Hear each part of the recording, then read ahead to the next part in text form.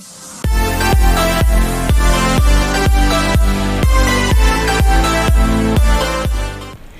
guys, welcome to Mata Saya, Himatalk, santai dan ceria. Perkenalkan, namaku Marsyanita Putri. Kali ini aku jadi podcasternya nih. Di podcast keempat kali ini kita akan membahas suatu kegiatan yang baru ini dilaksanain oleh program studi kita nih. Kira-kira apa ya? Ada yang bisa tebak? Tapi tahan dulu jawaban kalian. Kita kenalan dulu yuk dengan narasumber kece yang udah ada di depan aku nih. Halo Kalisa. Halo semuanya. Hai. Apa kabar nih Kak? Alhamdulillah baik. Gimana Aca kabarnya? Alhamdulillah baik. Alhamdulillah. Kegiatannya apa nih Kak sekarang? Kegiatannya ya kayak gitu-gitu aja sih. Kuliah, terus organisasi, ya sama bantu-bantu orang tua di rumah. Baik, terima kasih Kalisa untuk perkenalannya. Kita lanjut nih untuk langsung masuk ke pembahasannya. Seperti yang kita tahu, belakangan ini seluruh universitas di Indonesia sedang melakukan kegiatan program Merdeka, Kampus Merdeka yang dilaksanakan. Program ini adalah program yang dicetuskan oleh Menteri Pendidikan dan Kebudayaan, yaitu Pak Nadiem Makarim. Berhubung dengan pengetahuan kita yang masih minim mengenai program ini, maka kita mengangkat judul Mengenal Dekat Kampus Merdeka yang akan kita bahas dengan orang-orang yang sudah terjun langsung ke dalam program itu sendiri. Nah, Kalisa ini adalah salah satu mahasiswi yang lolos dalam program pertukaran mahasiswa Kampus Merdeka. Boleh ya Kalisa kita tanyakan beberapa pertanyaan mengenai program di Kampus Merdeka itu? Iya, boleh banget dong. Oke, Kalisa, mungkin beberapa dari penonton maupun pendengar nih belum tahu mengenai apa sih Kampus Merdeka itu menurut Kalisa. Kampus Merdeka itu apa sih Kak? Oke, jadi Kampus Merdeka itu adalah kebebasan kita untuk belajar gitu. Jadi Pak Menteri ini, Pak Nadiem Makarim itu membuat suatu kebijakan untuk kita tuh bisa belajar di mana aja, nggak hanya di satu kampus gitu. Jadi kita tuh bebas merdeka untuk belajar di universitas lain gitu. Nah, menarik banget ya kayaknya. Kalisa ini kan terkhususnya itu gabung dengan program pertukaran mahasiswa Kampus Merdeka ya Kak? Iya, betul Pertukaran banget. mahasiswa itu apa sih Kak? Jadi pertukaran mahasiswa itu kita sebagai mahasiswa di kampus universitas yang pertama. Kalau kakak ini sekarang di Universitas Pamulang, terus mengikuti program pertukaran mahasiswa itu ke kampus yang lain gitu. Jadi kalau yang alhamdulillahnya ya, kalau yang sekarang itu diikuti di Universitas Sumatera Utara Medan gitu. Jadi benar-benar pindah gitu, dan kakak juga ngikut di Universitas Brawijaya. Jadi untuk satu semester ini aku tuh ikut di 3 kampus gitu. Menarik banget ya kayaknya. Iya. Nambah-nambah temen juga ya Kak? Bener banget, seru banget ya pokoknya. Ya. Pertama kali kakak dengar program pertukaran mahasiswa Kampus Merdeka ini, hal apa sih yang bikin kakak tertarik untuk ikut daftar? Oke, jadi sebenarnya tuh pertukaran mahasiswa ini aku benar-benar nungguin banget ya, karena waktu zaman SMA itu tuh aku pengen banget nih belajar di suasana lain gitu. Tapi kalau yang waktu SMA itu kan studi exchange-nya ke luar negeri. Nah, yang sekarang ada nih antar Indonesia aja gitu. Jadi aku berusaha lah walaupun udah semester atas ya, tapi tetap mau coba ikut di kegiatan ini, karena menurut aku tuh kayak sayang-sayang aja nih kalau kita udah ada wadahnya tapi kita nggak lakuin, kita nggak ikutin gitu. Karena menurut aku PMM ini bener-bener suatu pembelajaran yang sangat luar biasa lah, karena di situ kita nggak cuma belajar mata kuliah aja yang wajib, tapi kita juga mengenal budaya Indonesia kayak gitu sih. Menarik banget ya kayak awal kakak tahu program ini tuh, terus kakak tuh searching di YouTube, di Google gitu, atau nanya-nanya ke dosen-dosen gitu atau gimana Kak? Oke, jadi awalnya itu kan aku udah ikut TOEFL. Nah, habis itu dari grup TOEFL itu tiba-tiba dimasukin ke grup dan dari dosen itu, waktu itu dosennya Bu Sinta itu ngabarin kayak misalnya dari teman-teman yang ikut TOEFL ini ada yang mau ikut program dari Merdeka Belajar Kampus Merdeka, itu dipersilahkan untuk ikut gitu, dan dikasih tahu juga posternya. Kemudian dari situ aku mulai kayak wah seru banget nih, kayaknya aku nggak cuma belajar di satu kampus aja tapi bisa di beda-beda kampus kan gitu. Jadi aku mulai searching, awalnya ragu untuk ikut karena aku juga kan di kampus juga sebagai anak organisasi gitu. Sebagai anak organisasi aku takutnya nggak bisa manage waktu, tapi ternyata aku berusaha dan aku punya tekad ikut untuk mengikuti PMM itu sih gitu. Kakak itu cara daftarnya itu lewat website atau dari kampusnya? Dari kampus Universitas Pamulang. Jadi kalau daftarnya itu kita harus lewat website gitu. Jadi si Kampus Merdeka ini punya website sendiri dan kita itu harus bikin akun dulu baru kita bisa daftar di Kampus Merdekanya gitu. Berarti lebih mudah diakses ya untuk cara daftarnya. Setelah kakak tahu nih cara daftarnya, itu ada ketentuan khusus nggak sih kak dari alur pendaftaran itu sendiri?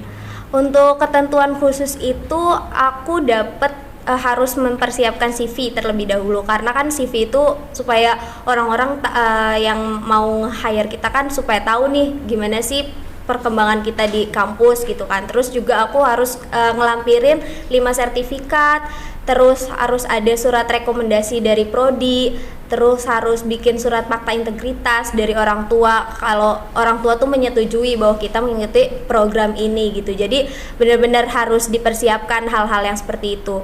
Jadi sebenarnya hal-hal yang ada di Kampus Merdeka ini untuk daftarnya tuh gampang banget karena semuanya bisa diakses, semuanya udah disediakan gitu. Cuma kita tinggal mau gerak atau enggak, karena kan surat rekomendasi itu kita harus tanda tangan prodi, harus bolak-balik ke kampus gitu. Tapi karena kita udah kemauan dan keinginan, ya udah jadinya kita harus mau nggak mau ya harus capek gitu.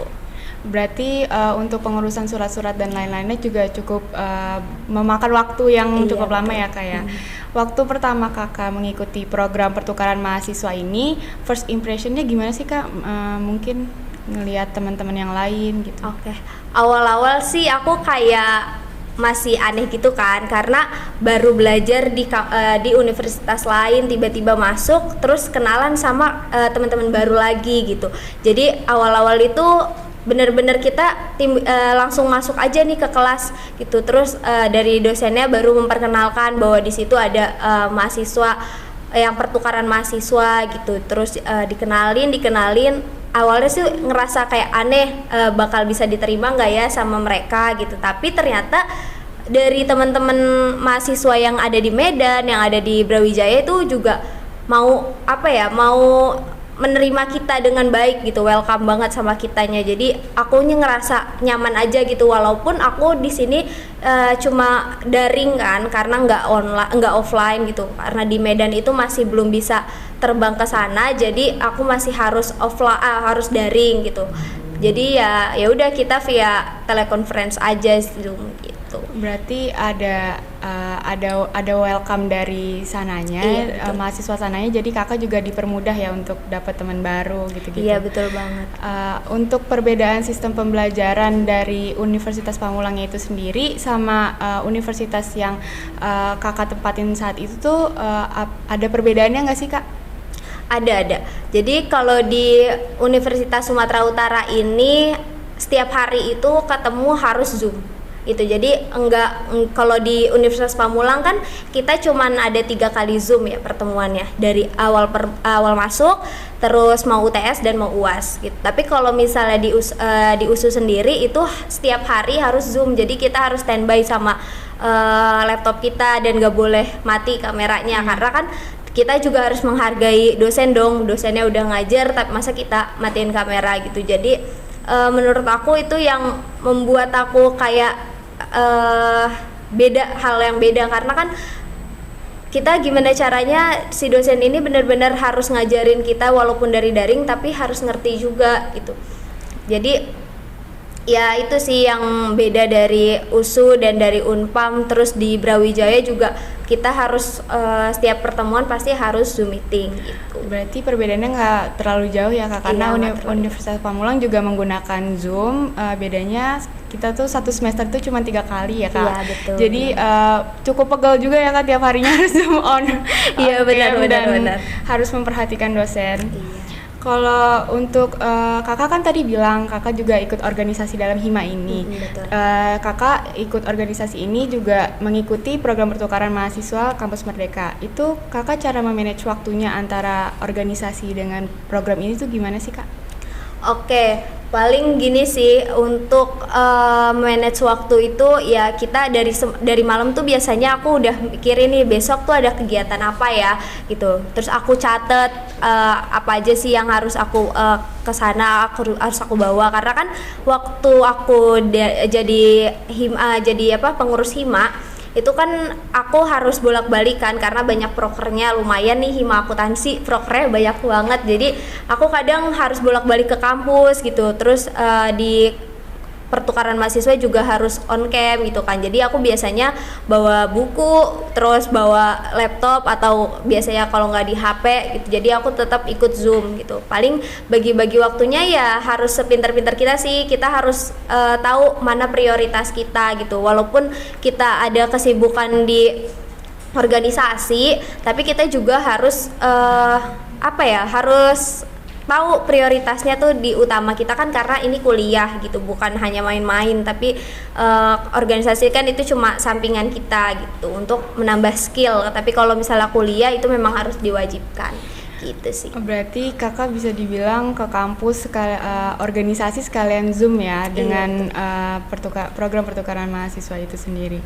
Nah, yang aku tahu nih Kak, yang aku dengar katanya tuh di dalam program Kampus Merdeka ini ada biaya yang ditanggung nih Kak. Iya betul. Tapi kakak nggak usah nyebutin nominalnya. Mungkin biaya apa aja sih Kak yang ditanggung dari program itu? Oke, lumayan banyak sih alhamdulillah di program ini. Makanya untuk teman-teman mahasiswa yang masih semester-semester bawah, ayo ikut program Kampus Merdeka Belajar, karena banyak banget biaya yang ditanggung sama pemerintah gitu kan. Jangan sampai nggak dipakai nih uang pemerintah udah disiapin untuk kita tapi kita nggak pakai gitu kan. Untuk biayanya itu ada uang saku, terus uang kuota karena aku daring, sama UKT. Gitu. Berarti lumayan ya biaya yang ditanggung. Terus setelah kakak mengikuti program ini, kakak ngerasa mendapatkan benefit apa aja sih Kak?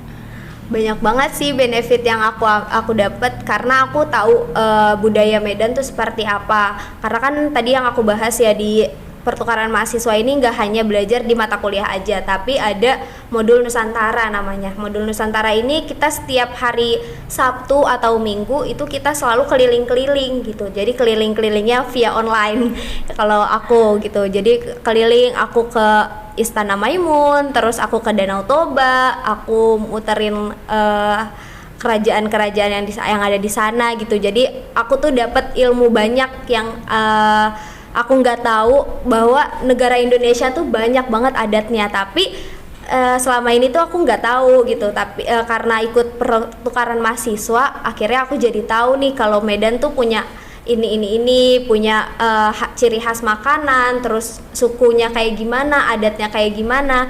Terus di sana tuh tingkat toleransinya sangat tinggi karena ada beberapa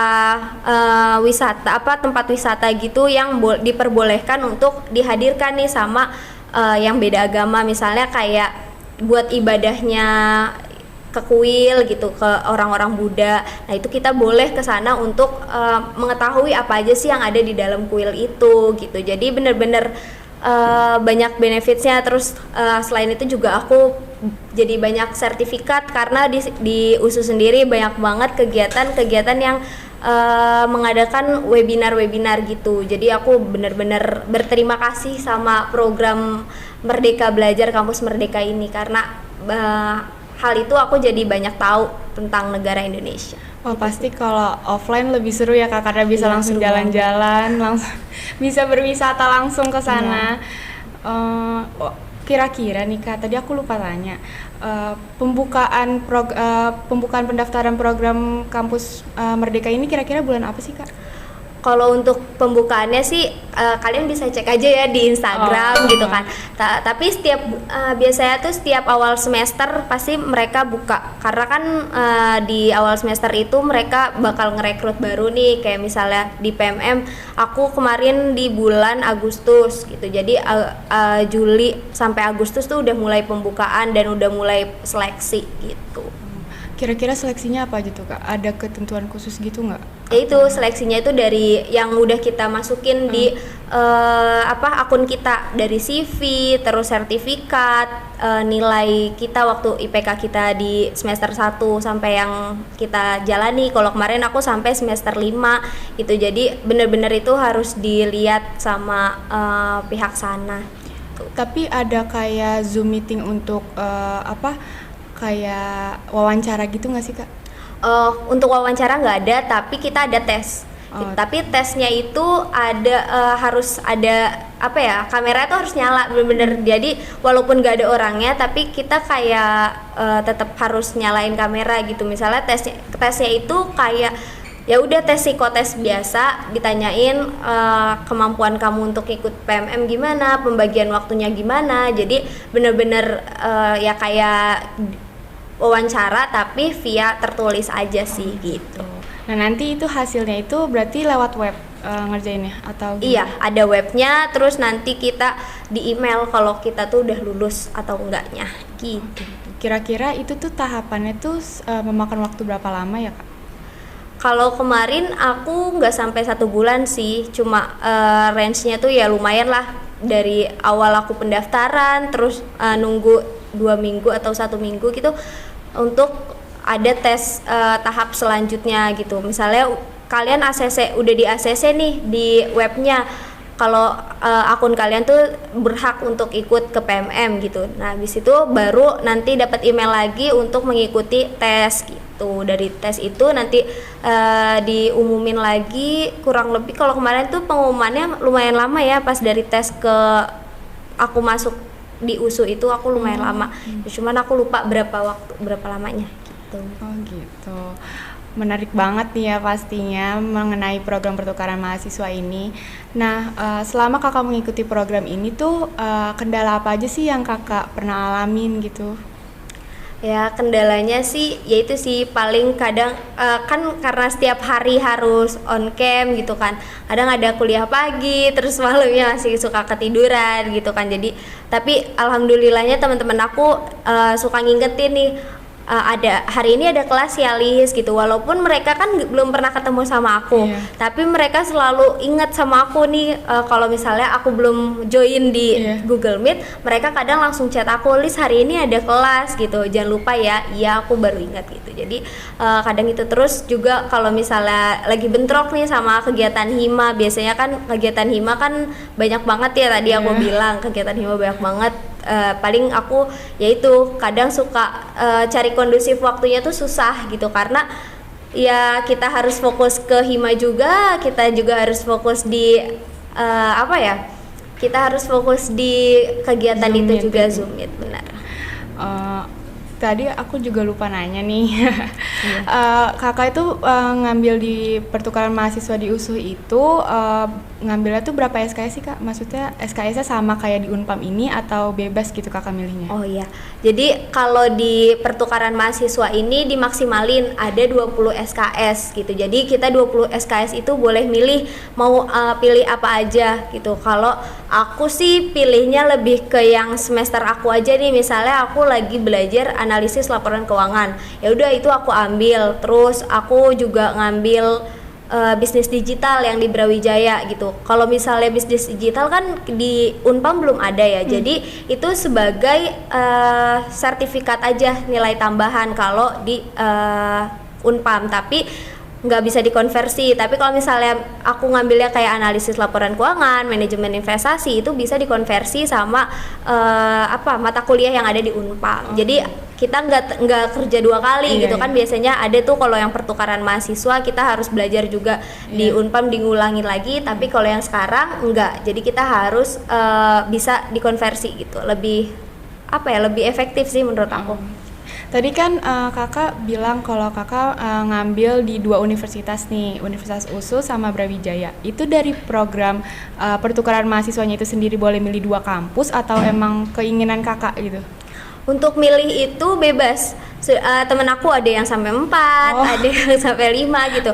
Jadi bebas, tapi yang ditempatkan misalnya di USU, aku kan program pertukarannya khususnya di USU. Jadi di USU-nya ini harus 10 SKS gitu. Jadi 10 SKS-nya itu bebas mau di mana aja gitu. Misalnya aku mau ngambil di Erlangga atau aku ngambil di UI itu boleh. Tapi kalau misalnya untuk yang 10 SKS ini wajib di penerima kita, kampus penerima kita gitu sih. Gitu.